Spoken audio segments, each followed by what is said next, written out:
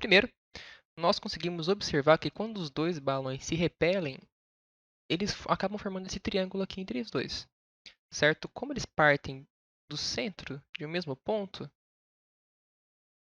e eles têm ambos a mesma massa, eles vão se repelir igualmente e a distância entre os dois vai ser simétrica. Então a gente pode dividir aqui no meio, certo? E encontrar um triângulo retângulo. Vai ser muito importante a gente conseguir encontrar o cosseno desse ângulo θ aqui, para a gente conseguir fazer as decomposições de vetores. Só que para isso, primeiro, nós temos que encontrar esse valor de y, certo? Então, como nós temos a hipotenusa e um dos catetos, encontrar o outro cateto do triângulo retângulo vai ser bem fácil. Então, se a minha hipotenusa é 100, a gente põe 100 ao quadrado, que vai ser igual a um dos catetos, que é 60 ao quadrado, mais o outro cateto ao quadrado. Certo? Dessa maneira, o nosso y ao quadrado vai ser igual a 100 ao quadrado menos 60 ao quadrado. Isso aqui vai dar 6.400. Encontrando a raiz quadrada disso, a gente tem que o nosso y vai ser igual a 80 centímetros e esse é um dos nossos outros catetos. Então, achando as medidas de seno e cosseno desse ângulo θ, nós temos que o seno de θ vai ser igual ao cateto oposto, que é 60, dividido pela hipotenusa, que é 100. Dessa maneira, nós temos que seno de θ é 0,6. E o cosseno de θ, ele vai ser igual ao cateto adjacente, que é 80, dividido pela hipotenusa, que é 100. Então, o cosseno vai ser 0,8. Perfeito. Agora, vamos encontrar as forças que estão atuando no balão. Esse nosso balão, ele está em equilíbrio estático. Então, isso significa que a soma de todas as forças nele tem que ser zero. E quais são as forças que vão estar atuando nesse nosso balão? Bom, a gente tem o empuxo, que vai estar atuando para cima. Essa vai ser a nossa força E. A gente tem a força eletrostática, que vai estar reprimindo nos balões, pois como os balões eles têm a mesma carga, então eles vão estar se repelindo. E a gente tem a força peso, que vai estar puxando o nosso balão para baixo.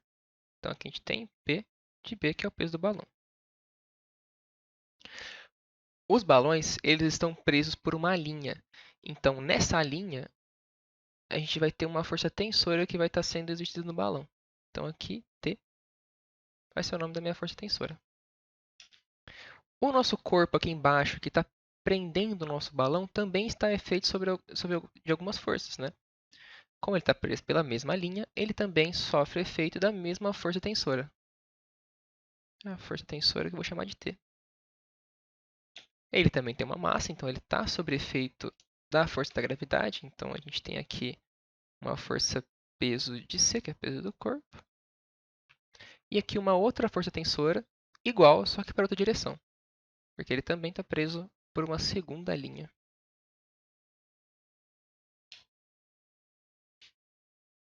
Certo? Esse nosso corpo ele está sob efeito de duas forças tensoras iguais. Só que elas estão em lados diferentes aqui, né, do nosso corpo. Então, as componentes horizontais dessas forças tensoras, se a gente decompor elas aqui, elas vão ser iguais. Então, elas vão se cancelar, porque elas são iguais e estão em direções opostas. Só que as componentes verticais dela também vão ser iguais, só que elas estão na mesma direção, então elas vão se somar. Então, as componentes da força tensora vertical vão ser igual a 2 vezes a nossa força tensora decomposta verticalmente, que é a nossa força tensora vezes o cosseno de θ. Porque eu estou decompondo ela para cá, né? E tem aquela regrinha de quando você decompõe para o lado que está o ângulo, você multiplica por cosseno. Se você decompor para o lado que não está o ângulo, você multiplica pelo seno desse ângulo. Então, se a gente fosse ver aqui a nossa força tensora horizontal, ela seria nossa força tensora vezes o seno de θ. Né? Mas no caso, não é essa que a gente precisa dela agora. Certo, então eu tenho que aqui em cima eu vou ter a minha força TV, que vai ser igual a isso aqui. Como esse corpo está em equilíbrio, então o TV, que está no mesmo sentido, desculpa, que está na mesma orientação que a força do corpo, a soma dos dois tem que ser iguais. Porque essa vai ser a soma das nossas forças que atuam verticalmente no corpo. Então, como as duas têm sentidos opostos, elas vão se anular. E para que elas se anulem, elas têm que ter o mesmo valor. Então, a minha força tensora em V, vertical, né, tem que ser igual à minha força peso que atua sobre o corpo. A força tensora em V é 2 vezes a força tensora vezes o cosseno de θ, e a força peso em C é a massa de C vezes a aceleração da gravidade. A gente sabe que o nosso cosseno de θ, pelo que a gente tinha visto aqui, ele vai ser 0,8. Então, 2 vezes 0,8 vezes a força tensora vai ser igual a massa de C, que é 5 vezes 10 a menos 3, né? Porque o enunciado dá para a gente em grama, nós temos que converter para quilograma, vezes a aceleração da gravidade, que nós vamos adotar dessa vez aqui como 10.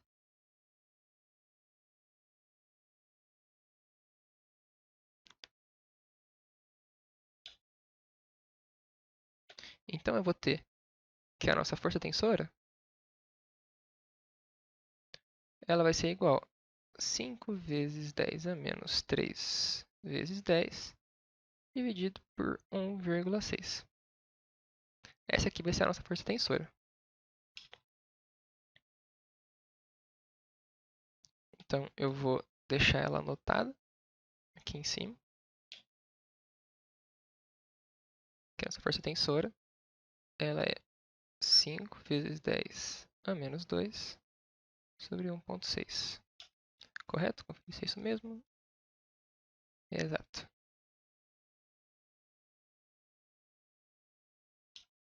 Bom, agora para a gente encontrar a nossa força eletrostática, que está para cá, a gente vai ter que saber qual que é essa outra componente de força que está trazendo equilíbrio para o balão. Pois se a gente tem uma força eletrostática que puxa ele para cá e ele continua em equilíbrio, então tem que ter uma força nessa direção de mesmo módulo.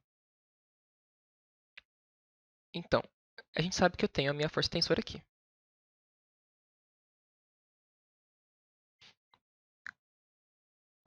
Correto? Então, a decomposição da nossa força tensora no plano horizontal vai ter que ser igual à minha força eletrostática.